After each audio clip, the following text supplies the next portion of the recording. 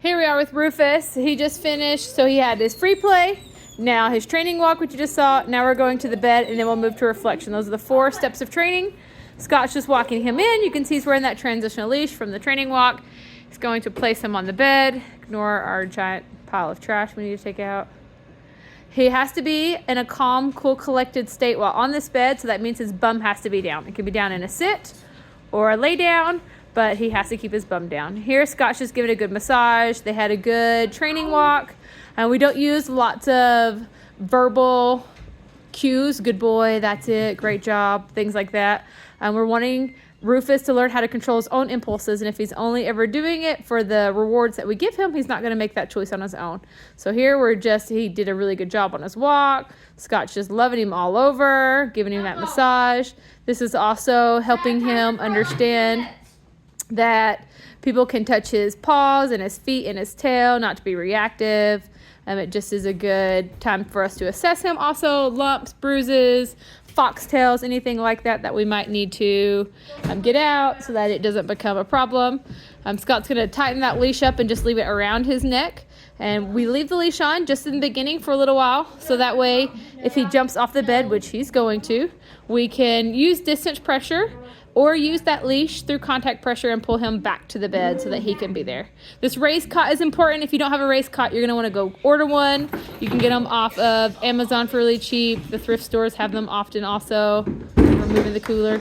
Here, Scott's giving distance pressure. He's not actually touching him with his body, but he was applying pressure to his face. And now he's just doing some C shapes around him. So there, his bum is up. Scott's applying distance pressure. As soon as Rufus's bum went down, Scott removed that distance pressure. This is just kind of a game of like red light, green light. Scott circles will get bigger and bigger, and we're helping Rufus to learn how to control his impulses by just staying on that bed in a calm, cool, collected position. We have the kids are going to play some video games over there for the next 45 minutes. It's their screen time. I'm going to go wash all those dishes over there and take out the trash. And we're just going to work with Rufus on being, there. He's off his bed and he's standing up. Scott applies distance pressure. Rufus sits down. Scott releases distance pressure. There we go. That was a quick one. So this will help with anxiety, with barking, with getting off the beds, with counter surfing. We eat right here often or outside on that picnic table. And so he's got to learn that he can't surf through that giant trash can there or the sink or the counter or anything over there. He's just got to chill right here if the kids are at the bar or whatever. And so we just want him to learn how to be calm, cool, and collected on his bed. We'll start with lower and less distractions. There you had some tapping. Scott's just walking loops around the house now. A little bit of knocking. Tomorrow we'll start to add a lot more. We'll have people come in and out of the house yelling and jumping, and we'll throw basketballs and shoot Nerf guns and scream and yell. And my oldest favorite thing to do is to bang together pots and pans. And so they'll just work on living life, being crazy, but helping him just learn how to chill, calm, cool, and collected. In the beginning, probably not today, probably on day 2 or 3, we'll get a lot more verbal pushback, more of the whining, more of maybe even barking. Once he learns that this is his safe space in the home, he'll either be on this bed or in his kennel for reflection. He'll learn to enjoy this time. He gets to do the free play outside. We get to do the mental stimulation and more physical exercise while doing that walk. This bedtime is just time for him to chill and relax and be part of the family he'll give to the family by being part of the family instead of taking away from the family by counter surfing or jumping on people or getting on the furniture or things like that. He's just got to learn how to chill. We have Guppy over there who's just chilling on her beautiful kitty bed over there, just chilling. And so we're just going to let Rufus hang here. He'll be here for the next few hours, just practicing being calm, cool, and collected and on his bed. And then after this, again, he's going to go to that reflection space, which is that kennel in our laundry room, and that's where he'll be for reflection. And then we'll just repeat the 4 steps of the training program: free play, training, walk, bed, reflect, free play, training, walk, bed, reflect. And we do those same things over and over again, but we're meshing them into our day. So he goes for free play in the backyard while we're getting dressed. We go for that training walk together.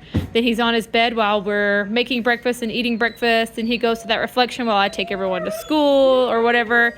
And then he goes for that free play while I'm taking a shower, then we go for our training walk, then he does more better reflection while I prepare dinner and clean the house or whatever. So you're really not creating extra time to do the training. You're morphing your training into your lifestyle and helping him understand how to just be part. There's thumbs up, so Scott's going to come give distance pressure. Oh, he didn't even need distance pressure. He used that correction noise, which would be followed by distance pressure if there wasn't an immediate response. But he responded immediately, and so Rufus is just going to figure it out here, what it means to just chill. If he starts to try to chew on that leash, we'll replace the leash with the cheap Dollar Tree leash. These leashes are amazing. Scott probably already told you about them. They're transitional leashes from Canine's Heroes in Draper, Utah, but they're $40 each, so they're kind of expensive. So we don't want him to, did I say Heather's Heroes? No, he's with Canine's Heroes. Oh, sorry, Heather's Heroes with Canine Lifeline. Thanks, son. So we don't want him to chew it up. So if he starts to fidget with it or chew on it, we will switch it out for a cheap leash, so then I don't have to worry about it. But he hasn't begun that yet, so we're just gonna leave that there. And again, eventually we'll take that leash off, but it's just here for the first few days. So when he jumps up and runs, I can step on the leash and lead him back to the bed instead of trying to touch him with my hands, because that would give him that reward of that physical touch. When he is on this bed, when he does, he'll do it later, not for the first little bit, but he'll lay down and start to be calm. I'll go over and love on him again. On the bed becomes a safe place. We'll feed him on his bed. We'll love on him on his bed. We want this to be where he wants to be.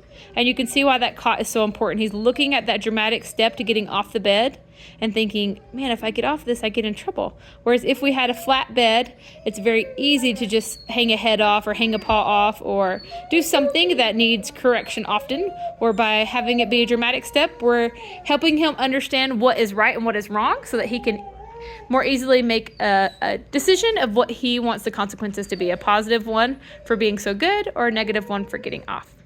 And again, once he's not whining and he's being the amazing kid we know he can be, we'll go and we'll love on him and just give him that reassurance of that was what we want. But we'll never do it when he's being naughty or loud.